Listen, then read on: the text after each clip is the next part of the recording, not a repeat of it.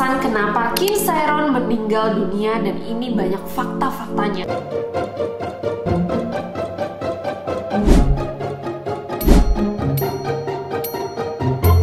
Hi, I'm Nazjaj and welcome back to Naskah Kaget.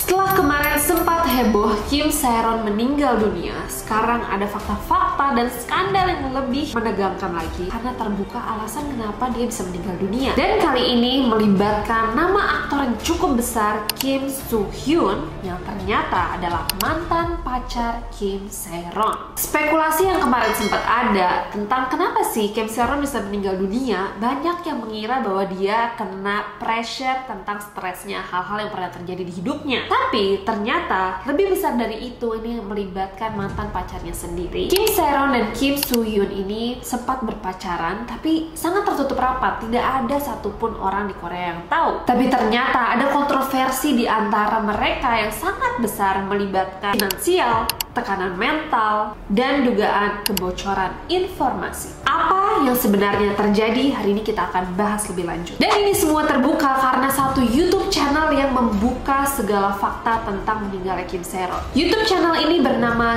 Garosero Yumuso. YouTube channel yang cukup kontroversial di Korea. Dan menurut YouTube channel ini, dia membuka fakta-fakta ini dari narasumber yang legit, yaitu ibu dan bibi dari Kim Sae-ron sendiri. YouTube channel yang disingkat GSY ini menyiarkan secara live pada 10 Maret lalu tentang kontroversi kematian Kim Sae-ron. Jadi, Kim Sae-ron dan Kim Soo Hyun ini menjalankan hubungan dari 2015 sampai 2021. Awal pacarannya aja Kim Sae-ron itu umurnya 15 tahun, sedangkan Kim Soo Hyun umurnya 27 tahun. Jadi ini agak underage gak sih?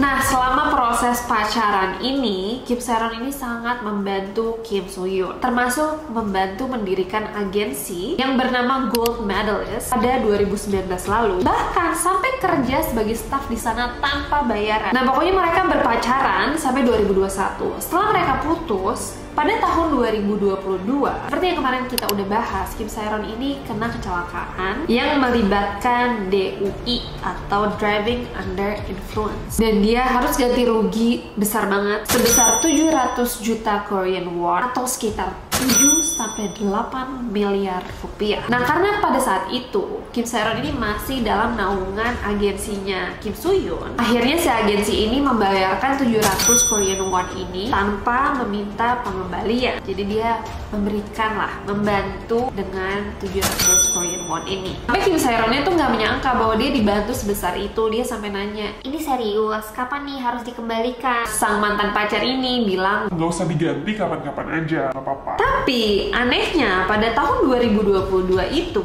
Kim Sae-ron juga kontraknya diputus sama si agensi. Padahal dia udah menyiapkan bahwa dia akan comeback ke entertainment industry, bahkan sudah menyiapkan drama terbarunya. Akhirnya Kim Sae-ron mengalami kesulitan finansial. Walaupun mantan pacarnya ini bilang bahwa uangnya diganti kapan-kapan aja, Kim Sae-ron itu tetap merasa tidak enak sampai dia mengganti namanya dengan inisial AH agar dia bisa kerja part-time job seperti orang normal gitu. Jadi dia tuh benar-benar kesulitan secara finansial pada saat itu. Kenapa dia sampai harus mengganti nama? Karena kalau dia memakai nama Kim Sae-ron, dia takut yang memperkerjakan dia itu akan bertanya atau mempertanyakan. Jadi sebenarnya dia meragukan kalau dia pakai nama Kim Sae-ron, dia akan dipersulit untuk bekerja di luar seperti itu. Bahkan pas Kim Sae-ron ini bekerja part-time itu, media-media itu malah memberitakan dia yang buruk-buruk juga. Sampai mentalnya juga terganggu. Waktu berjalan seperti itu saja, sampai 2024, tiba-tiba Kim Sae-ron mendapatkan tuntutan bahwa dia harus membayar uang yang tadi sudah dibayarkan oleh si agensi itu. For your information, Kim Soo Hyun, si mantan pacar Kim Sae-ron ini, itu gajinya bisa mencapai 900 Korean won untuk satu iklan saja. Jadi sebenarnya 700 Korean won yang dia bayarkan untuk Kim Sae-ron itu dibandingkan gaji dia tuh sangat kecil. Karena Kim Sae-ron mendapat tuntutan untuk membayar sebesar itu, akhirnya dia mencoba menghubungi mantan pacarnya. Tapi tidak ada respon yang dia dapatkan. Dia bahkan sampai mencoba menghubunginya dengan nomor lain gitu, nomor sepupunya, itu juga tetap tidak direspon. Dan ada bukti chat yang dikirimkan Kim Sae-ron. Aku coba translate ya. Aku menerima surat perintah. Di situ tertulis, "Kau menuntutku. Kau bilang kau akan memberikanku banyak waktu, jadi aku telah bekerja keras untuk mempersiapkan comebackku. Aku berencana untuk membayar kembali sebagian dari setiap proyek yang kuambil. Aku tidak mengatakan bahwa aku tidak akan membayar uang itu kembali. Tapi, jika kau memintaku 700 Korean won sekarang, aku benar-benar tidak mampu. Apakah kita benar-benar harus menempuh jalur hukum? Tolong selamatkan aku. Aku mohon padamu, tolong beri aku waktu. Nah, sampai di situ, channel GSI ini juga membagikan percakapan antara Kim Sae-ron dan sepupunya yang membahas bahwa reporter-reporter itu seperti mengganggu mereka. Jadi ceritanya gini, karena Kim Soo-hyun ini sangat susah dihubungi oleh Kim Sae-ron, akhirnya dia memakai nomornya sendiri dan juga nomor sepupunya. Jadi ada berbagai macam chat yang masuk ke Kim Soo-hyun dari dua nomor, Kim Sae-ron dan sepupunya. Nomor yang masuk ini sama Kim Soo-hyun dibagikan ke reporter-reporter. Akhirnya reporter-reporter itu datang ke Kim Sae-ron dengan berbagai pertanyaan. Apakah benar ini nomor kamu? Dengan segala chat-chatnya, dan juga dipertanyakan Kenapa tidak jadi rilis dramanya? dan lain sebagainya. Dan chat Kim Sae-ron dan sepupunya kurang lebih berisikan seperti ini. Aku coba translate lagi. Sepupunya bilang, aku tadi lagi telepon kamu, mereka telepon lagi. Katanya Kim Sae-ron, Gak usah diangkat. sepupunya bilang, oke. Ini tuh ngomongin reporter yang menelpon mereka. Sepupunya bilang lagi, ada artikel yang bilang kamu nyiapin pernyataan. Aku baru lihat karena habis pulang kerja. Sae-ronnya bilang, Enggak, itu nggak benar. Pernyataan yang gak jadi dirilis itu nggak benar. inti dari pernyataan yang dia buat itu adalah bahwa dia mengkonfirmasi betul adanya hubungan antara dia dan Kim Soo-hyun. Tapi pernyataan ini tidak pernah dirilis, hanya disiapkan saja sama dia. Ini bukti chatnya. Sepupunya bilang, bagus, kayaknya kamu ada typo tuh di paragraf 4, katanya Kim Sae-ron. Oke, makasih. Kata sepupunya, enggak, tapi ini konyol banget mereka nyebarin nomor aku, katanya Kim Sae-ron. Makanya. Sepupunya bilang lagi, jadi kamu nyiapin lagi pernyataan ini dan mau dirilis nanti. Kim Sae-ron bilang, Aku nggak bakal rilis sih, cuma nulis aja. sepupunya bilang, oh gitu, enggak, tapi aku harap si medal-medal itu hancur, aku lagi berdoa sekarang, kata Kim Sae-ron. Aku juga. Medal-medal ini maksudnya si agensi tadi ya. Dan gak lama kemudian beneran ada reporter yang teleponin si sepupunya Kim Sae-ron, dan diduga yang menyebarkan nomor ini adalah Kim Soo-hyun. Intinya si Kim Soo-hyun ini tidak bisa dihubungi mengenai pengembalian uang sebesar 700 Korean won tadi. Akhirnya pada saat drama Queens of Tears itu tayang, drama yang kemarin sangat heboh, drama yang juga dimainkan oleh Kim Soo-hyun, Kim Sae-ron sempat mengunggah sebuah foto di Instagram yang memunculkan dirinya dengan Kim Soo-hyun yang dianggap sebagai sinyal agar Kim Soo-hyun cepat merespon Kim Sae-ron. Tapi tetap aja nggak ada respon. Netizen pun saat itu berspekulasi, ada apa dengan hubungan mereka berdua. Tapi karena banyaknya spekulasi yang ada, Kim Soo-hyun dan timnya menanggapi dan membantah bahwa mereka pernah ada hubungan. Namun menurut spekulasi dari netizen, Kim Sae-ron pasti terdampak dari hubungannya dengan Kim Soo-hyun yang cukup serius sampai ke penyakit mental. Mereka beranggapan bahwa Kim Sae-ron telah dicuci otaknya dan dimanfaatkan oleh Kim Soo-hyun. Tapi kalau dipikir-pikir iya sih, anak 15 tahun pacaran dengan 27 tahun itu udah kurang etis, dan pasti awal-awalnya Kim Sae-ron tuh di love bombing sampai dia bisa percaya sama Kim Soo-hyun. Dan saat dia sudah di umur yang legal, dia malah ditinggalkan, bahkan disuruh bayar sebesar itu ke Kim Soo-hyun. Dan fakta menariknya, Kim Sae-ron itu meninggal dunia dengan cara diri di tanggal ulang tahun Kim Soo-hyun, yaitu tanggal 16 Februari. Dan alasan jelasnya adalah karena tekanan finansial yang ia hadapi. Nah, saat Kim Sae-ron meninggal dunia, sebuah media Korea Selatan bernama Dispatch itu mendatangi kediaman Kim Sae-ron dan bertanya ke tetangga-tetangga sekitar. Dan ini beberapa ungkapan dari tetangga Kim Sae-ron.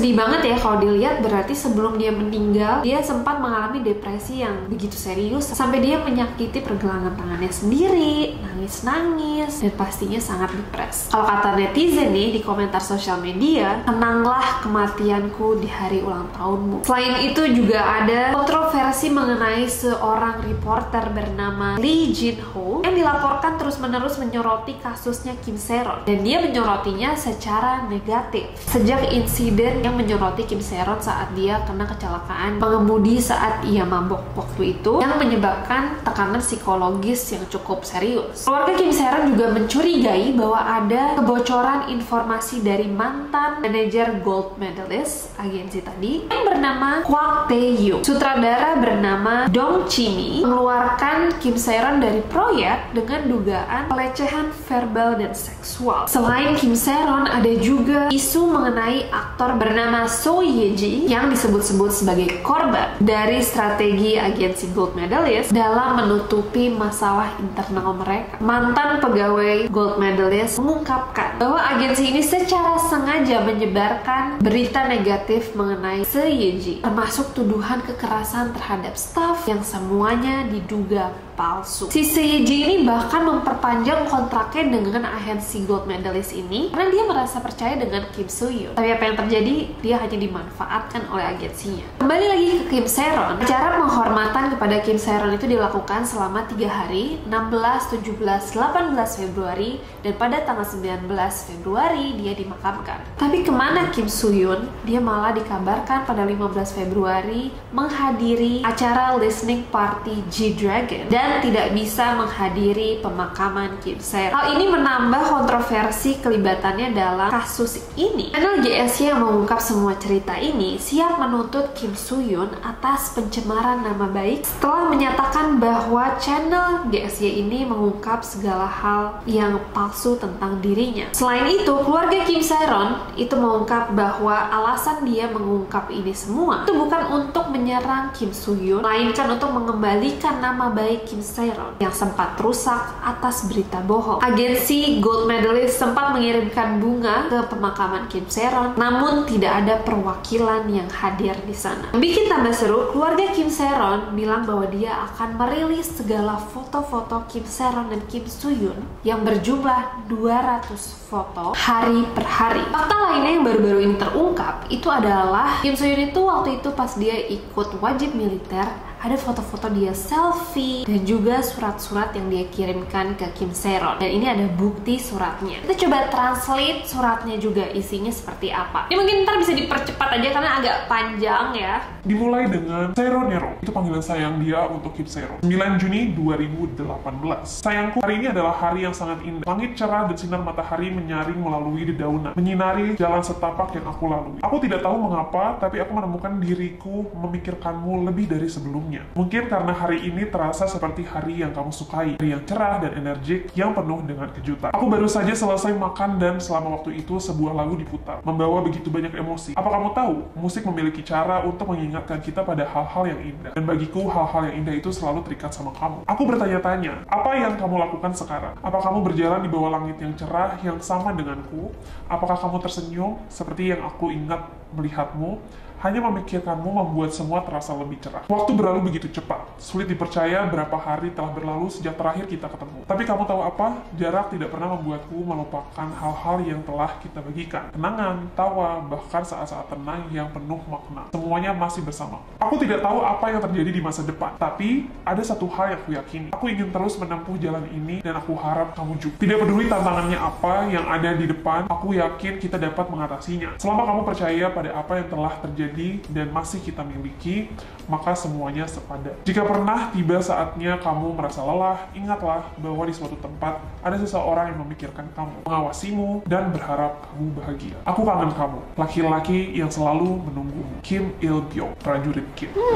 Dan apa yang terjadi ke Kim So-hyun saat ini? Netizen berbondong-bondong menyuarakan untuk memboikot Kim So-hyun dari industri entertainment Korea. Mereka juga berbarengan unfollow Kim So-hyun agar Kim So-hyun terdampak secara cancel culture juga. Kasus Kim Se-ron dan Kim So-hyun ini menjadi perbincangan yang begitu luas di Korea Selatan, bahkan dunia saat ini. Dan ini bisa kita lihat sebagai tekanan yang mereka dapatkan sebagai selebriti di Korea Selatan. Dan juga bagaimana media itu bisa membentuk narasi dan memainkan peran yang beneficial atau yang bermanfaat ke satu sisi, namun bisa jadi belum tentu fakta yang ada. Skandal tentang Kim Se-ron dan Kim Soo-hyun ini sampai sekarang masih berkembang, dan banyak pihak-pihak yang sampai sekarang menuntut kejelasan dari kasus ini. Kalau kalian suka video ini, boleh banget komentar di bawah agar nanti perkembangannya kita bisa bahas lagi di video selanjutnya. And I really do hope you like this video, dan semoga bisa ada sesuatu yang kalian pelajari juga dari video ini. Jangan lupa juga